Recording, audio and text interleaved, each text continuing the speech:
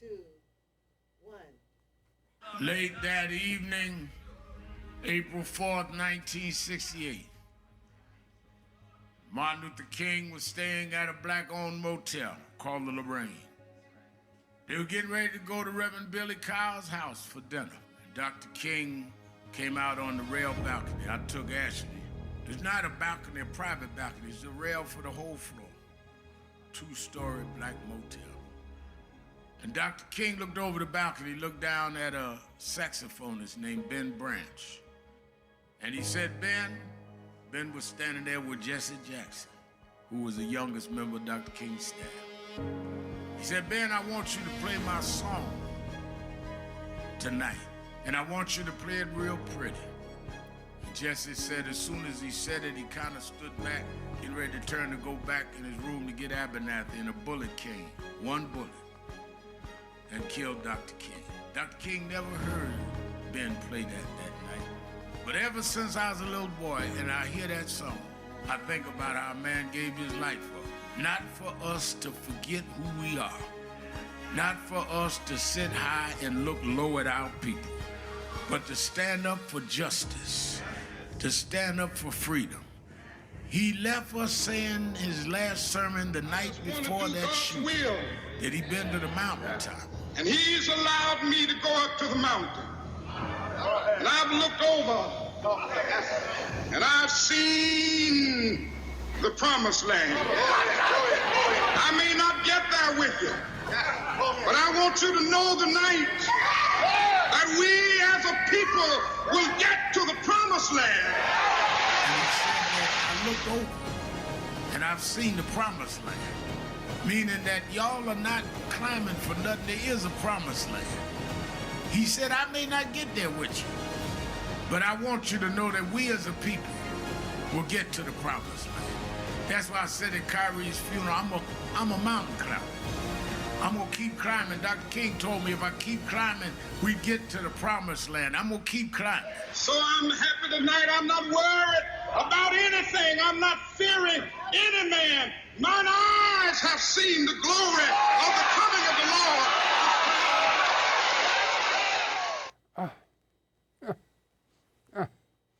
That gets to me every time. I used to watch that and start crying, man. I'm telling you. That was my hero. This is Black History Month, so I start out with my Christ-like figure. And us and Reverend Sharpton are disciples of Martin Luther King. That's how I see it on the Gilchrist Experience. That's why we're here talking like this, because this is how I see the world.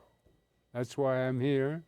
And my newest friend or disciple, Ronald McHenry, I called him the wrong name the other day, is on Zoom. And what do you think of that one, Ron?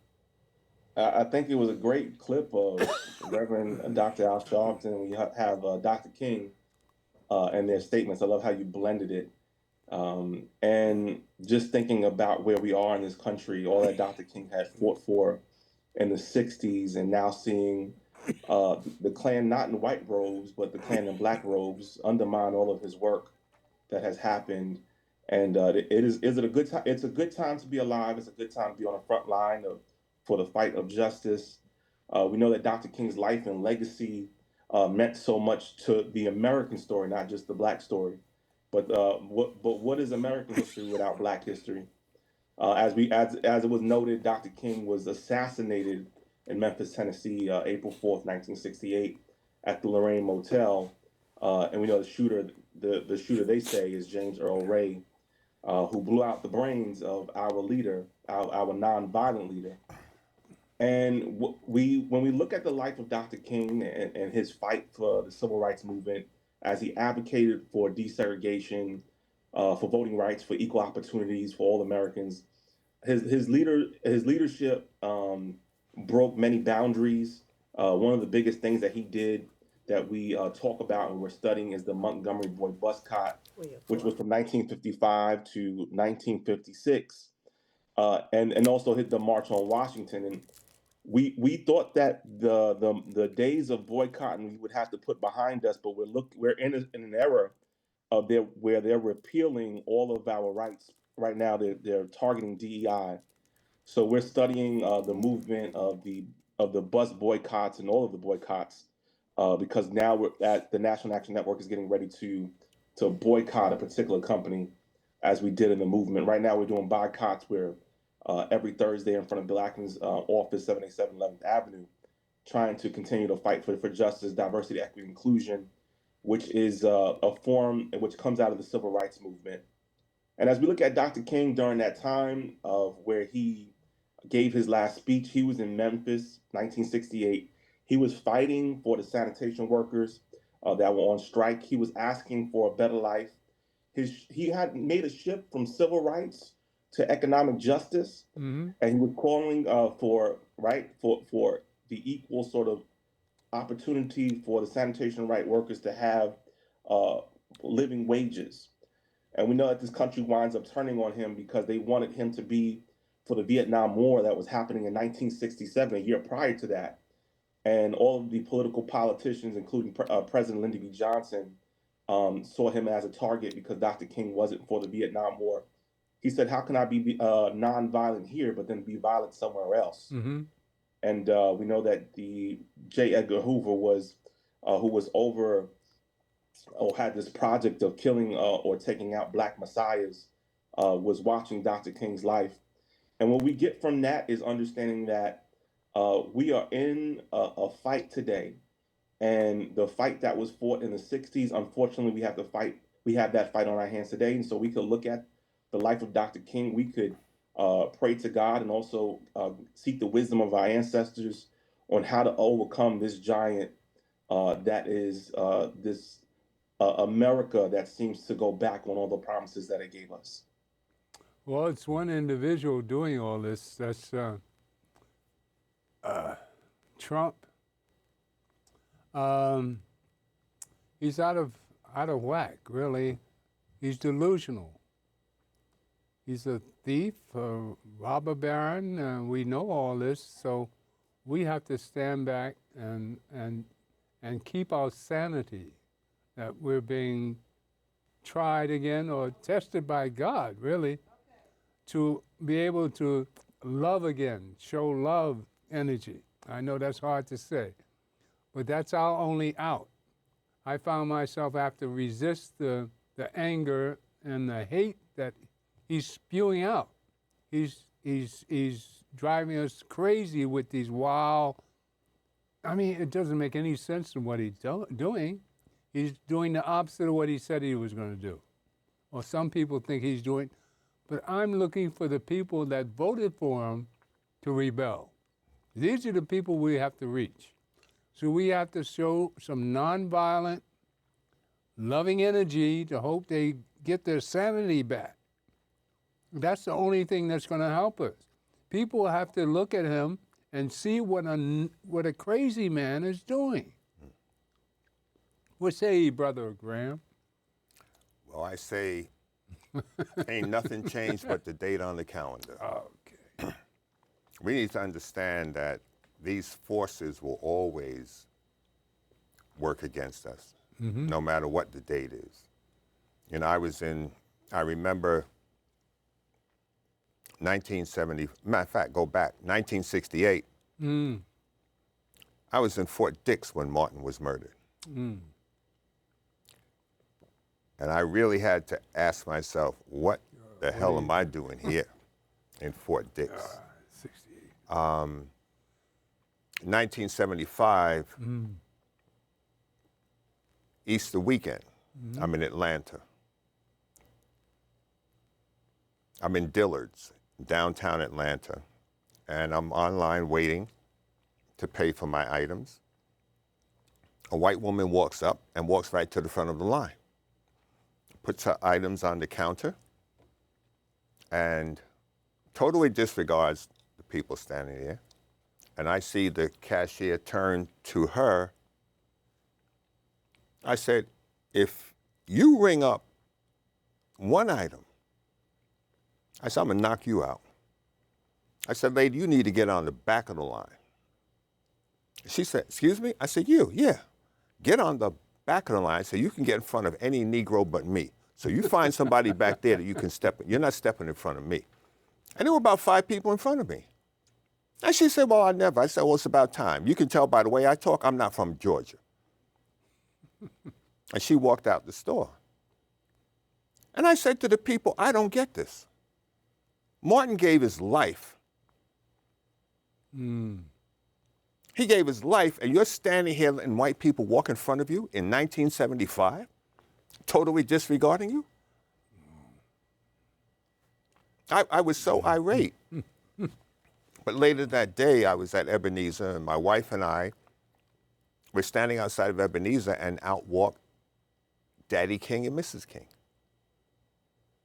And they spoke with us and invited us into church. And we went in, and we're sitting with his parents for about an hour talking.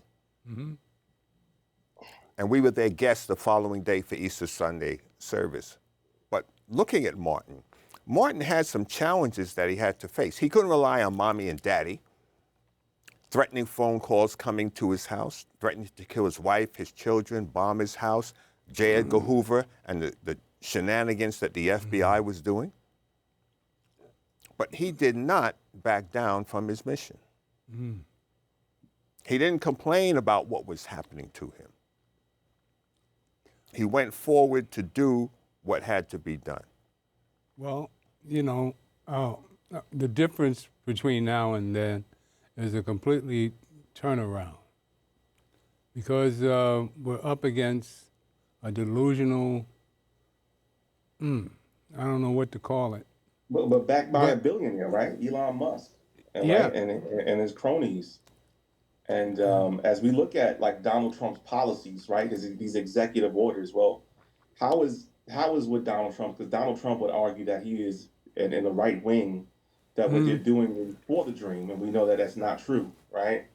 Not only is it against Martin Luther King's dream, but it's against the American dream, and we could see it in his immigration policy, right? What he's doing as far as massive deportations, this aggressive action, and with these executive orders has cost annually $88 billion put to the country to do these mass deportations. So what is $88 billion cutting annually to deport people aggressively? It's cutting medical debt relief. It's cutting school lunches. And so as a people, as you said, you know, when do we rise up? Those that voted for him. Because he's cutting your children's school lunch. That's who we need to reach. Medical debt relief to deport for this massive deportation. When they talked about deportation, they didn't talk about cutting your medical relief to do it. They didn't talk about cutting your child's school lunch to do it. Then they're talking about ending the birthright citizenship. I don't know, Graham, if you heard about that. Yeah. Of where another crazy executive order of where they're basically saying children that are born here from unauthorized immigrants or those that have temporary visas are can no longer have citizenship here. So this country was built on the backs of immigration policies. And so he's going against everything Dr. King fought for. And then we could talk about these tax cuts. These tax cuts that cut the poor, cut the working class, but then benefit the wealthy. Right? This is what is in direct opposition of Dr. King's dream. And we know when they talk about specifically being qualified, we know that we've been qualified since the inception of this country. We built this country. Right. We've been overqualified, but because of discrimination, we were overlooked. So DEI policies were put into place for equity so that everybody has a shot at the American dream. And he's gutting out even the DEI programs. So, tell a story about DEI and the president, how he said the DC crash was caused by DEI.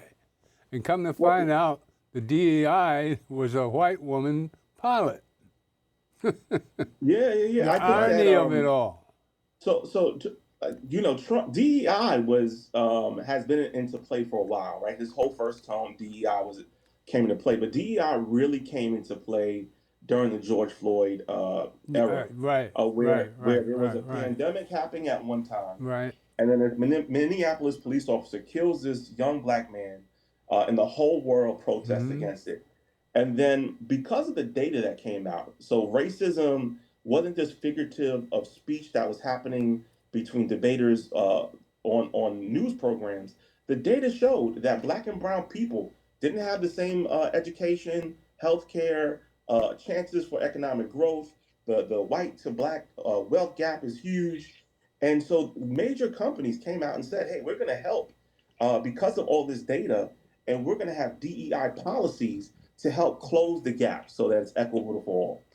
And we saw companies promise that they would have DEI program. It wasn't something that we asked for, is what these companies did. And then they went against it, and now we're repealing what they promised.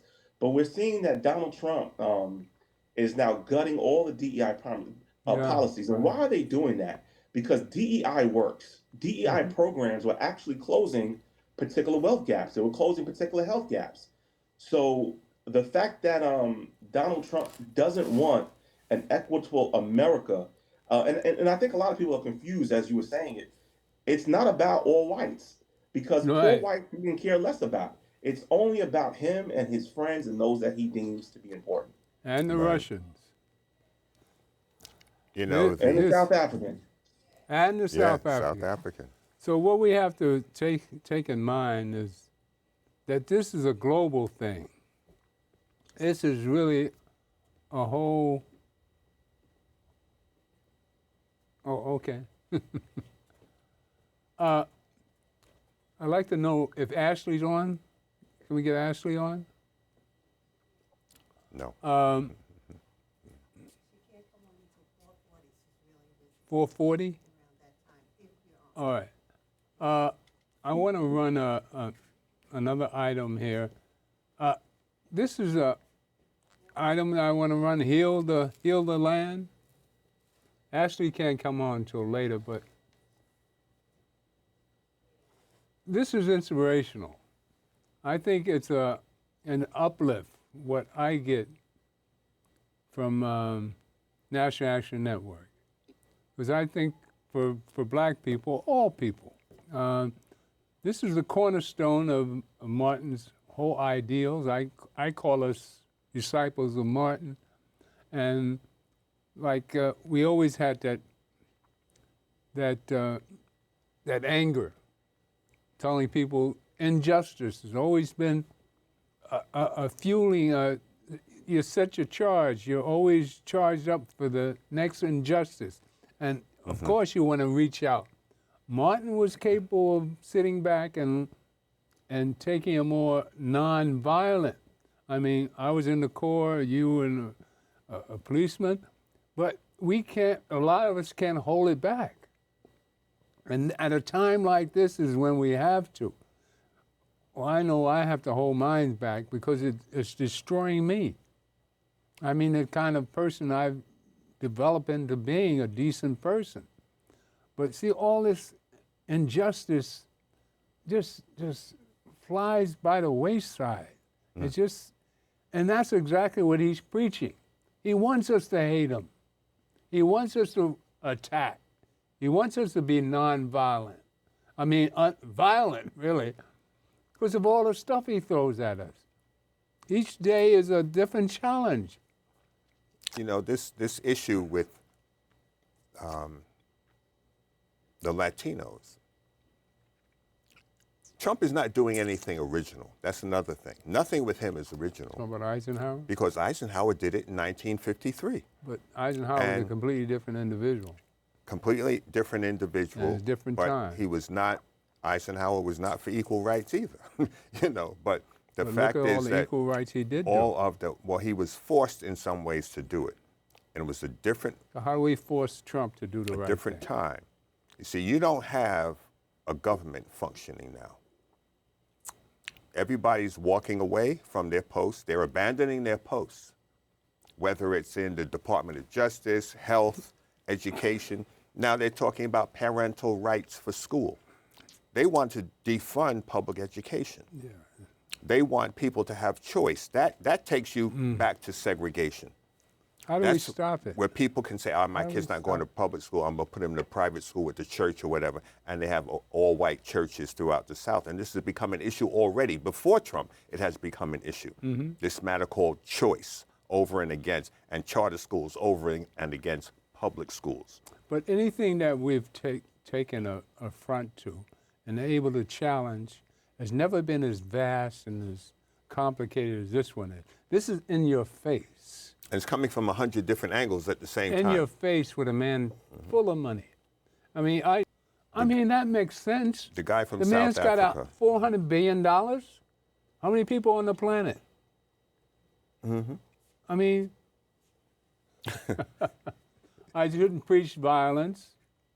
I have to show a loving energy.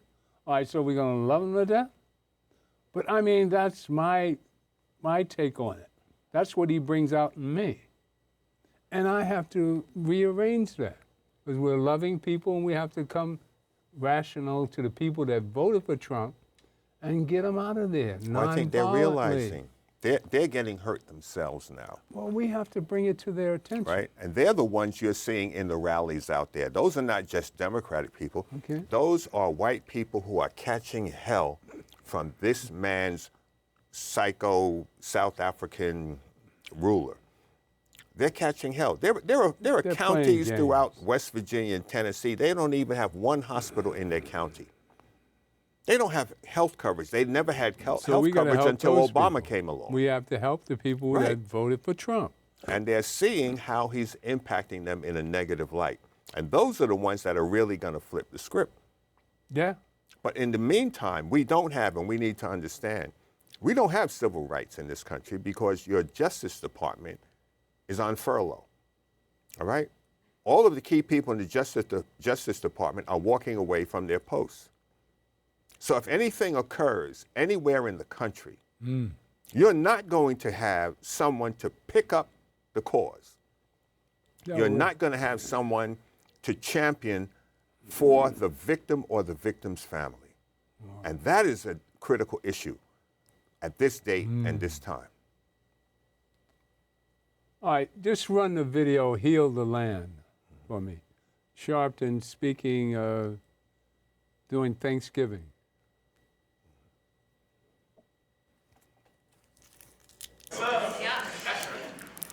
So as we go in this Thanksgiving season, I want y'all to talk in your family gatherings about how we must have economic discipline. Yes, yes.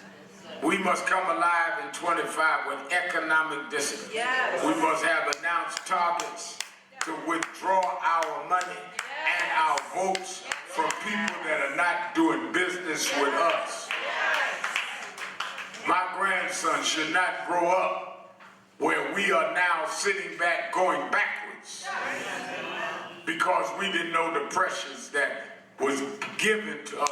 How did we break it? The last thing, that's why King Day is the day to announce this. The last thing Dr. King, the last book he wrote was called Where Do We Go From Here? Chaos of Community.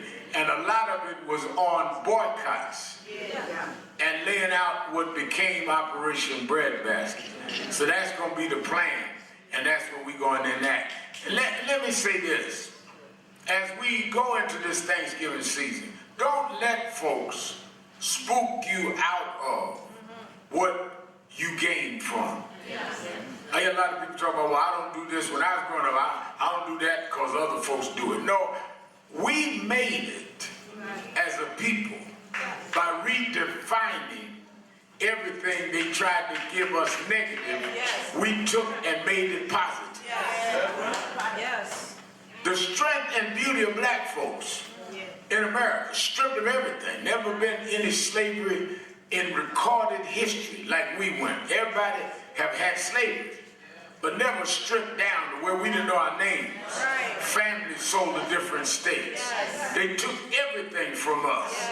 Yet we made it. I keep telling y'all every week, as I would fly back from Africa when I first started going in the early 90s, and I'd look at the Atlantic Ocean, and I'd be thinking about how can I feel guilty about, I hope we don't get turbulence on the plane. Think about what your ancestors went through.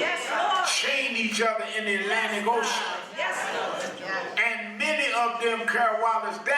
Didn't make it. Millions died in the Middle Passage. Which means that we are the children of the strongest Africans. We are the ones that made it. In our blood is the blood of those that took the torrential rains and took the storm and kept on coming anyhow. We not gonna punk out now.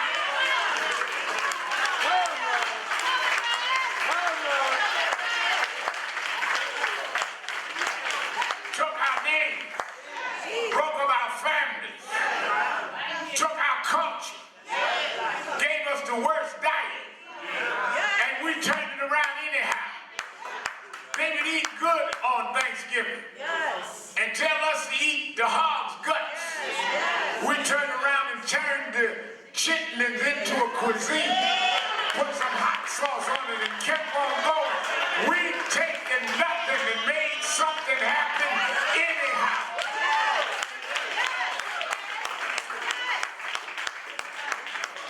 That's why I don't care what happens. We're going to give thanks on Thursday. Yeah, Trump won, but I'm going to thank God anyhow. Yes, it looks dark, but I'm going to thank God anyhow. Because I've been through worse than this. I come up the rough side of the mountain, but there is a God that sits high, but he looks down low. And I made it through 4 years of Trump before. I'll make it through these 4 years if my people who are called by my name would humble themselves and pray and turn from the wicked way. Then they will hear from heaven. I will heal the land. I will heal the land. I will heal the land.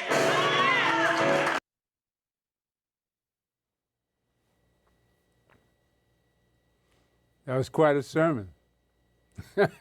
That's Saturday Church, National Action Network, 145th Street and Malcolm X Boulevard, 106 West 145th, every Saturday at 9. Better get there early because it gets crowded. Reverend McHenry, are you still there? I am still present. I'm How'd over here you running like around, that? trying to hold myself together. How about that one? Is that inspiration or what? Definitely, I was sitting right behind him, so I remember the speech very well. And as you know, I run the House of Justice, so I helped to coordinate the event, the Thanksgiving event, which every year we feed the neighborhood for both Christmas and Thanksgiving. So if you're in the area, please come out and join us. It is, National Action Network. We're not just in the suites, we're not just in the White House, but we're also on the streets. And we have been hitting the ground running. We have not just been fighting again on Capitol Hill, but we've been fighting in the streets. And so just the understanding of where we came from, we've been through harder times, and this is energizing. As tough as times are, as we see the rollbacks through these executive orders, and I'm sure as we all sit home and cringe, especially children of the movement, we can look back to what we've come through. We beat slavery. As we understand that as our ancestors came here, understanding that it was dark days ahead of them, they knew that God even had a purpose in the darkness of the night. That's it. And that for some reason or somehow, in hundreds of years of oppression, that God will have his glory and that his people will be free. And we saw that freedom. So we could talk about the book of Exodus, but we had our own Exodus here in America. We had our own freedom fighters right here. We don't have to really look to miracles and read about them. We've seen them in our own history. That's it. Even in the face of perverted Christianity that gave us a slave Bible, where we had these white, what do they call them today, Graham? These evangelical preachers, these white Christian nationalists. Right. We've seen this before, where these white preachers would tell enslaved people, you were meant to be slaves. God had ordained for you to be slaves, and this is where brainwashing. And somehow the words would change. By the time the words would hit the people, God, the Holy Spirit would change the words of you were meant to be slaves, that before I'd be a slave, I'd rather be buried in my grave. Yeah. And we've had a spirit of resilience, despite the fact that this country has come against us in every type of way. They've separated our families, they've changed our name, they robbed us of our culture, they've robbed us of our heritage, they put us on walls, they've done everything to us, but yet we still have survived. And today they have ripped from us the gains of the civil rights movement, but we have beat these problems before. But it's going to take for us to come together. I was having this conversation, and I don't know if you guys agree. We were talking about how Dr. King fought for us to be integrated, but we integrated into a burning house that has destroyed the fabric of our community. And so we are not as well together. You guys will be able to tell me a bit more, since you guys come from a different age than I do, of where the community was just more together. They've been able to separate us in ways. And so the question is, how do we come together so that we can fight back? We've always been in struggle, but being Black is not about how low you can go. It's about no matter how low we are, we find a way to rise together anyways. So that's the challenge of the day.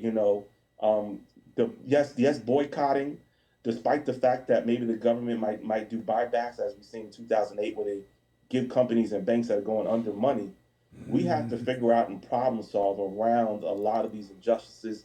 Unfortunately, we have to lead a country that doesn't look at us for what we are. We've been chosen to lead and to be examples onto the world of what God is like in flesh, as you say, to love those that show us this type of injustice. But it's not a love that is like, I'm going to hug you because you've taken away my rights. It's a love that transcends and breaks law, that when it is wrong, it turns it around so that it's right for everyone. You have to learn from our experiences. Malcolm was the ballad of the bullet, and Martin was you judge people by the content of their character and not by the color of their skin. And I have incorporated these two principles, or the principles of both these leaders, into my existence. And that's how I've survived. Because I judge people by the color, by the content of their character. That's always been a principle that we all have to follow. We all follow the idea of that we're our brother's keeper. And during segregation, that blossomed. And I mean, I say all the time, I was born and raised on Harlem in 1941, in the middle of a war in Europe. Hitler had taken over in Europe, so there was nothing pretty about Europe. And here in Harlem, it was the best place to be Black. And all throughout the 40s and the 50s and the 60s, the best place to be Black was in Harlem. Then the 70s, the 80s came, and crack came, and it was a bombed-out shelter. I remember we went to Costco's over on 16th Street. I'm running across town, and I remember I had a list of properties and city-owned properties in Harlem in the 80s, the mid-80s. And I remember 116th Street, there were only 2 churches on the block. The rest was barren. It was all empty lots. And the mosque. And the mosque. The mosque, yeah. That's the only thing that was on the block. And you saw it, I'm talking about from 5th, Lenox to 5th. Up Lenox up to 7th was Grant. It was still property there. Matter of fact, you had one, Anyway, I saw this whole neighborhood revive 50 years later. But, being an old man, and you get flashbacks. So we've seen Harlem go through its ups and its downs. And we've seen the whole principles being, I'm in my 80s, Graham's in his 70s, and we've seen the past. Like Rev says, we've been through this fight before, but it's never been this divided amongst Black people. Right. I've never seen Black people so separated We don't have that camaraderie. The young people are really at a loss. Graham always refers to how integration ruined our systems, because in baseball and any other sport, that we have to upgrade ourselves to today. Like you say, football is a plantation. All right, you take it. We talked about this last show. Take the plantation and make all the football players union workers and demand profit sharing. You take over the football system. But we have to think as a unit. Like Reverend Sharpton saying, we have to gang up, and the people that are not for us, no matter what color they are, because we have to judge people by the content of their character, not by the color of their skin. So we have to learn from our elders and people that sacrifice. Nonviolent to a certain extent. We have to get back to entrepreneurship. Okay. Running our own businesses. We have become a consumer-based group of people. Mm-hmm. There are courses that are taught in college to set up a business in a black community. Mm-hmm. Black people don't save money. They don't rotate the money through their community. As soon as they get it, it goes out the door to somebody else. And the people you're shopping with, they would not even hire you. Mm-hmm. We had 100 years ago, I forgot the figures of the number of black-owned businesses in the United States. I know right now, 100 years ago, black people owned 19 million acres of land in this country. That was enough land to just about cover the entire state of South Carolina. It was enough land to cover New England.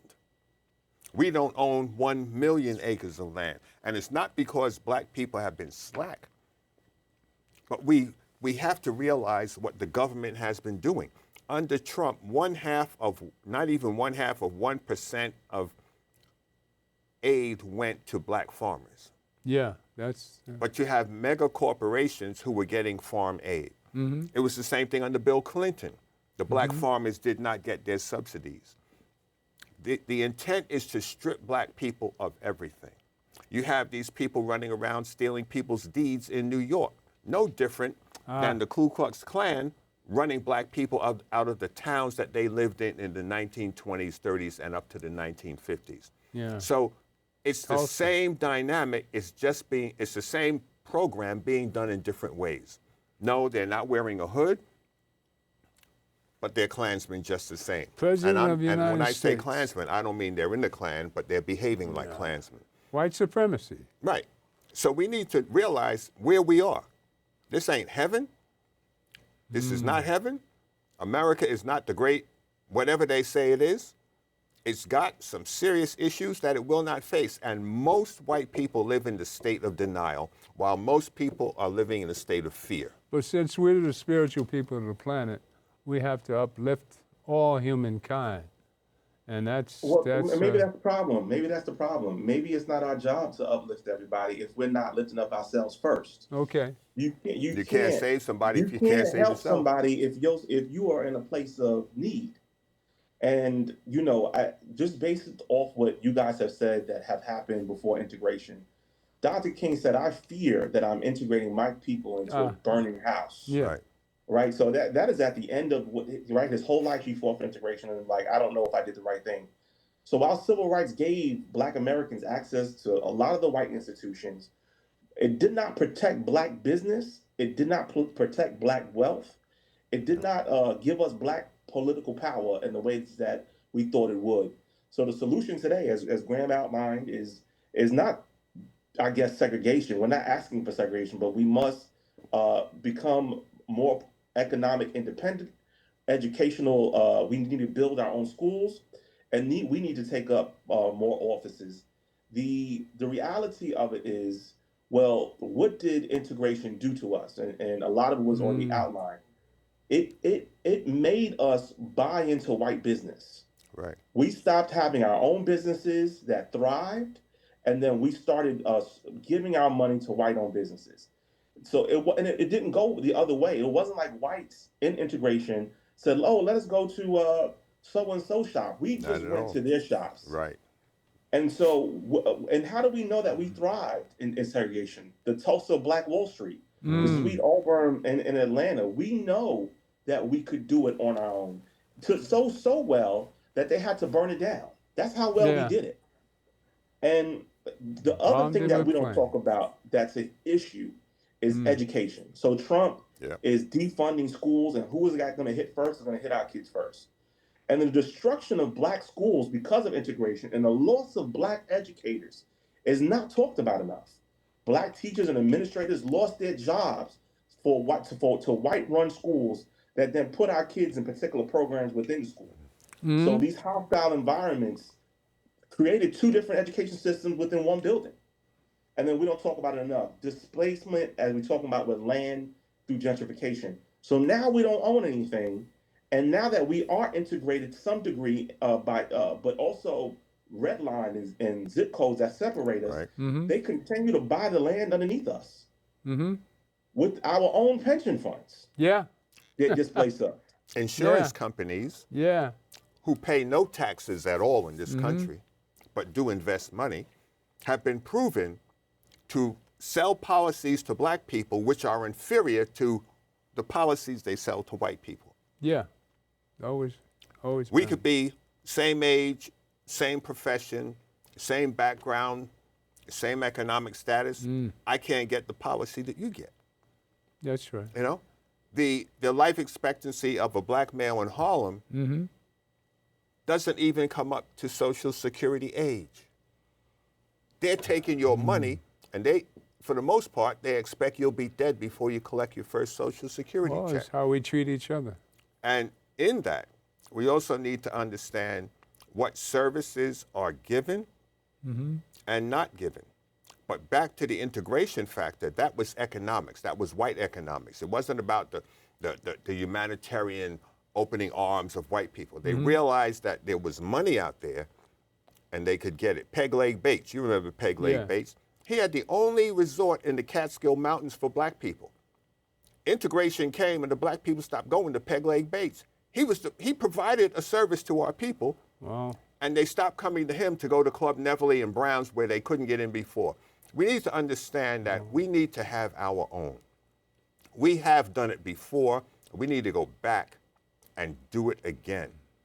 Yes, as Ron said, they were not coming to black establishments. Our people ran to their establishments and supported their programming. Well, with immigration the way it is, and we have to be diverse, equity, and inclusion. We But have not to at your abide- expense. Not segregation. We can't go back to that. We have to So treat. we got to go back to, I want to say, as you always say, we got to take a little bit of Martin and we got to take a little bit of Malcolm. Yeah. So Malcolm believes in give us our own piece of land, That's right. right? And then Martin believes we got to work through the system. They both, right? Both of those ideologies clashed. And I'm saying we got to do both ends. We got to buy back land in our communities. We got to do community land trusts. This prevents displacement by collectively owning land in affordable housing. We need to take control of our neighborhoods, but then we also need to fight within the system to make sure we have a place in the system. We need to do both ends. How And about, just to go through some of the points that Mr. Graham was outlining, we got to buy black, we got to invest in black banks, we got to start businesses, we got to do cooperative economics, we got to establish in the community owned businesses. We have to teach financial literacy. We have to strengthen black educational institutions. We got to get back into the HBCUs and figure out what they need. We got to encourage black-led schools. We got to create mentorship programs that can produce black teachers and black administrators that create community again. We got to figure out, how do we run for office in today's age? How do we, and let me say this, not run blue. We got to run blue and we have to run red. Part of the problem is that Trump is in because we are not in the Republican Party. Yeah. Oh, we have And to. so we need a voice also in the Republican Party as we have in the Blue Party. This is the Wow. fault of the politicians that we don't have a choice. We could have picked the better of two evils in the Republican Party and not deal with the mess we're dealing with today. But because we've abstained from one party and put all our cards in the other, both have let us down. Wow. I never thought of it that way. Thank you, Ron. That's been Yeah. the dynamic. So we have Yeah. to. Well, you're going to have to write that item up, and we're going to push it. You're the creator right there. Your I'm not the youthful creator. statements. We're just here for Black Thought. That's what we're here to talk it out, get the message out to the masses. We need to be on all of the tickets, and we need to be at every table, at every conversation. Some of us need to sign up to be in the Klan as well. We need to hear all of it. We need Sign up and be because in the Klan. the problem is we're not at a lot of these tables. That's right. We need to be everywhere. You know, I remember something Giuliani true. said That's true. in a meeting I had with him and Howard Safer years ago in his office right after Amadou got killed. Mm-hmm. Myself, Giuliani, Howard Safer, and the first Deputy Police Commissioner, Keller. Giuliani said to Safer, don't worry about the demonstrations. That's a venting process. People need to vent. In a week, 2, we'll be back to normal. So the attitude of Giuliani was, don't even let them demonstrate, because they're not going to do a thing. But look what Giuliani is. They're now. just going to roll back into their normal routine and forget about it. And we have to understand, we can't afford to go back to where we were. We have to strategize. We need a 5-year plan for where our people will be 5 years from now, 10 years from now, 20 years from now. Ron, yes, banking. We only have one black bank in New York City. Only one, and it's a savings and loan. It's not a commercial bank, right? We need a black credit union. That too. But that should be easily done. The churches of New York could get together and fund a bank in New York City. Forget about the preachers; they're not involved. They're not doing finance. Forget about them. But all the churches in New York could collectively come together. And I remember, if you could get that. Well, it could be done. Yeah. It could be done because Monday would be payday if they opened a bank. And then you determine who gets a mortgage, who gets scholarship money for the children, who finances a store and a business in the community, or who collectively is buying property so you don't have gentrification coming in, because gentrification means one thing. It means Negro, get out of here. That's what gentrification is. How many black people struggled in Harlem over the years when Harlem was broken down, and now they can't even live there? And black businesses that we know of that had to go because the rents went up through the roof. Well, they were slick. They redlined us for all those many years. Well, that's the federal government. It became time. We don't have generational wealth like most communities do. And we don't teach our kids how to save their dollars. We're too busy buying, the latest. And we don't have the same integrity we had years ago. People running to buy make-believe marijuana. Yeah. Oh, the state is selling marijuana. Let me tell you. Well, we should be growing our own marijuana. You'll have your own health issues. Give it 5 years. Anytime the government is offering you something like that for free, you need to go in the opposite direction. But you will be the medical guinea pigs for these people 5, 10 years down the road. There was a couple smoking. I said, what are you smoking? Oh, we're smoking marijuana. I said, you're not smoking marijuana. I know what marijuana is.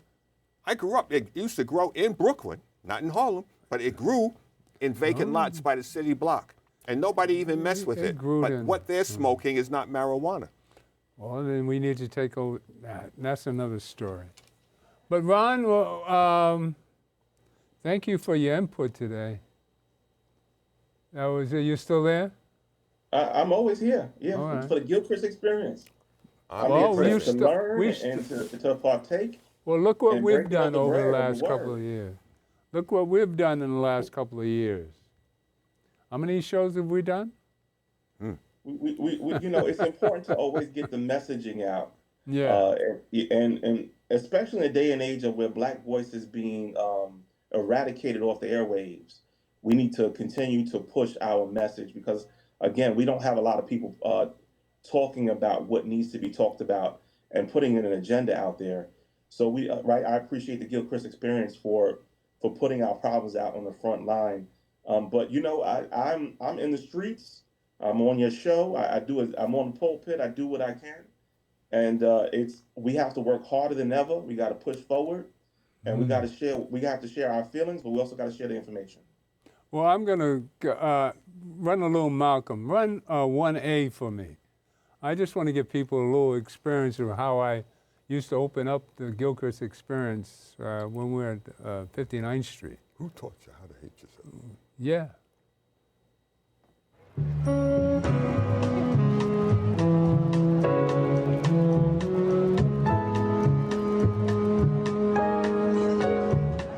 Who taught you to hate the color of your skin?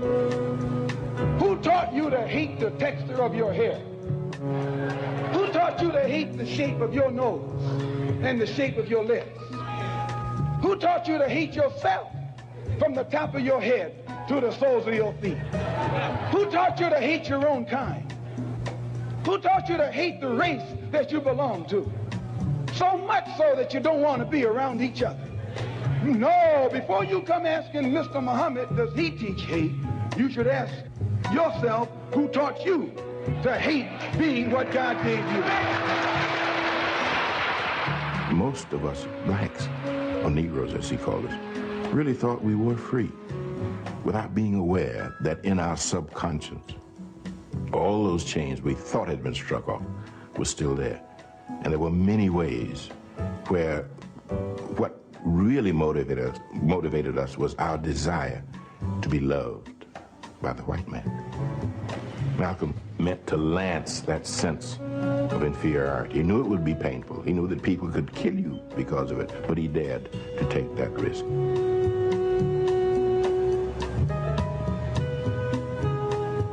He was saying something over and above that of any other leader of that day, while the other leaders were begging for entry into the house of their oppressor.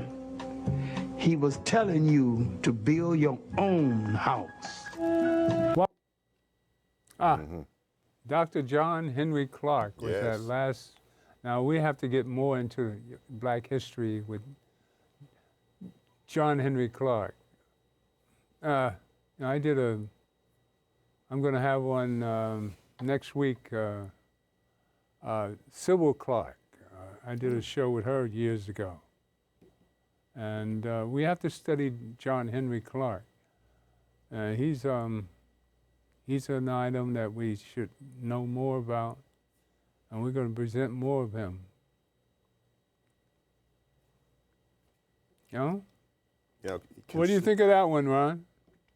Oh man, the great Malcolm X, has inspired all of us. His teachings inspired the Black Panther movement, Afrocentrism, the Pan-Africanism. And so to hear his words about colorism, representation, and self-empowerment, it transcends time. And many people listening to this, maybe not really understanding the Black struggle in America, may not understand the importance of this speech, the importance of psychological liberation from a country that continues to impose the dominant culture in every single type of way it can. The centuries of enslavement and segregation and racial violence has been taught to us in our schools, everywhere we go, we see it. So it was important for a preacher, a teacher, to break some of the inferiority complexes that we deal with psychologically day to day, because a people that does not love itself can't free itself. Willie Lynch. And so Malcolm X was speaking to a people that were constantly straightening their hair, skin bleaching. Those were things he did himself, trying to look like the dominant culture, trying to look European. And so it was important that he gave folks of his day the importance of loving who you are. And I will say this, I don't know if you guys are going to agree with me here. The Nation of Islam is the strongest black organization we've seen in American history Not under true. Elijah Muhammad, as far as its success, as far as economically building black business, as far as pulling people off the street and doing that street work. The version of it today that we see under Minister Louis Farrakhan is different than that which Elijah had under him. But as far as what Malcolm X did was important. It was revolutionary for a preacher to say, stop worshiping white Jesus. Mm-hmm. You know, I never saw white Jesus in Europe when I've traveled. Mm-hmm. Never seen a white Jesus, not even in England. Mm-hmm. Didn't see white Jesus in Spain. Didn't see white Jesus in Italy. Not at all. He doesn't exist in Europe. Jesus was an Ethiopian Hebrew. This is proven. But what I said about Martin and Malcolm, we have to show the clashes that they went through in the early 60s. And if the two of them, they came out the same way at the end. I should run the roll-in of Malcolm a month before his death when he spoke in England. Maybe next week we'll run that. That's a I'll good open up. We're going to show the class of Malcolm and Martin, how we have to incorporate in our daily lives both of these heroes and a few more, like Reverend Sharpton, our leader of today. I think the greatest black organization in America today, to me, is National Action Network. If weathered the storm of all these years, and I had another role in. I mean, that's what I've experienced for the last 27 years, and it's kept me sane. National Action Network, come join us. We're existing now. All right? The God in me loves the God in you, and stay tuned, because we're going to deal with the devil in all of us and make that peaceful. Make Trump a religious man. Maybe he can reform himself, learn to love instead of hate. Because all he's doing is spewing hate, and we can fight that easily. Get the devil out and fight Trump. And reform the Trump. Reform, love your enemy, or reform your enemy. The demons right now are in control. Whoa. They have to be exorcised. Power to the people. God bless.